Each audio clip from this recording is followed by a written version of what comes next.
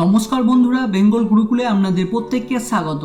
আজ আমরা একটি ইম্পর্টেন্ট টপিক আলোচনা করব, যেটি প্রত্যেক বিগিনার ইনভেস্টারের জানা অত্যন্ত জরুরি। তো সেটি হলো শেয়ার মার্কেটে ট্রেডিং বা ইনভেস্ট করার জন্য আপনাকে কি চার্জেস পে করতে হয়। তো সবার প্রথমে আমরা জানবো ট্রেডিং রিলেটেড চার্জেস। তো ফার্স্ট যে চার্জেস আপনাদের দিতে হয় সেটি হলো ব্রোকারেজ চার্জ। আপনি যদি জিরোধাতে ডেলিভারি করে থাকেন তাহলে আপনাকে কোনো রকম ব্রোকারেজ চার্জেস পে করতে হয় না।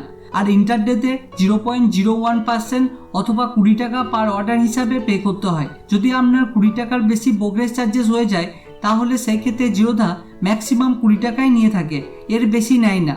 আর এই যে ব্রোকারেজ চার্জেস পে করেন এটি ডিরেক্ট জিরোধা পেয়ে থাকে, এটি জিরোধার ইনকাম, যার দ্বারা জিরোধা সার্ভাইভ করে। নেক্সট হচ্ছে সিকিউরিটি ট্রানজাকশন চার্জেস অথবা STT। এক্ষেত্রে ডেলিভারিতে পে করতে হয় 0.1% on buying side and selling side. আর ইন্টারডেতে পে করতে হয় 0.025% অন বোথ সাইড।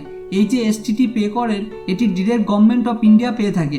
নেক্সট হচ্ছে এক্সচেঞ্জ ট্রানজাকশন চার্জেস। এক্ষেত্রে আলাদা আলাদা এক্সচেঞ্জে আলাদা আলাদা চার্জেস হয়ে থাকে। NSCর জন্য 0.0032% এবং BSCর জন্য 0.003%। এক্সচেঞ্জ ট্রানজাকশন চার্জেস ডেলিভারি ও ইন্টারডের জন্য সেম হয়। এই চার্জেস ডিরেক্ট এক্সচেঞ্জ পেয়ে থাকে। নেক্সট হচ্ছে GST চার্জেস। এই চার্জেস গভর্নমেন্টকে পে করতে হয়। এই চার্জেস ডেলিভারি ও ইন্টারডের জন্য সেম হয়ে থাকে। 18% ব্রোকারেজ এবং ট্রানজাকশন চার্জেসের ওপর পে করতে হয়। নেক্সট চার্জেস আপনাকে পে করতে হয় সেবি চার্জেস, যেটি লাগে 10 টাকা পার কারোর হিসাবে। এখন আমরা জানবো কিছু আদার্স চার্জেসের ব্যাপারে, যেগুলি অনেকে না জানায় বিনা কারণে চার্জেস পে করতে থাকে। তো ফার্স্ট হচ্ছে DP চার্জেস অর্থাৎ ডিপোজিটারি চার্জেস। এটি যদি আপনি ইন্টারডে করে থাকেন তাহলে আপনাকে পে করতে হয় না। বাট যদি আপনি কোনো শেয়ার বাই করে নেক্সট দিন অথবা পরে যখন সেল করবেন তখন আপনাকে 13.5 রুপিস পার স্ক্রিপ্ট লাগবে।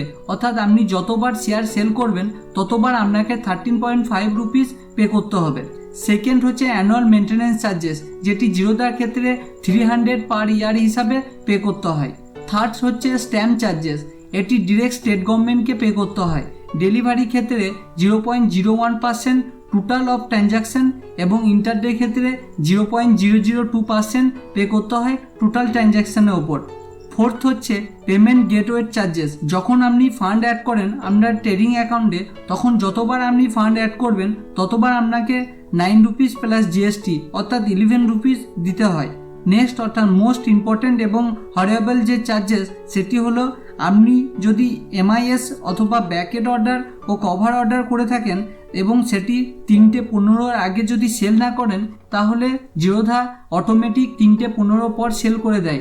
সেক্ষেত্রে পার অর্ডার হিসাবে 20 টাকা জিরোধা কেটে থাকে। লাস্ট আমরা কিছু টিপস সম্বন্ধে জানবো যার দ্বারা আপনি আননেসেসারি চার্জেস থেকে বাঁচতে পারেন।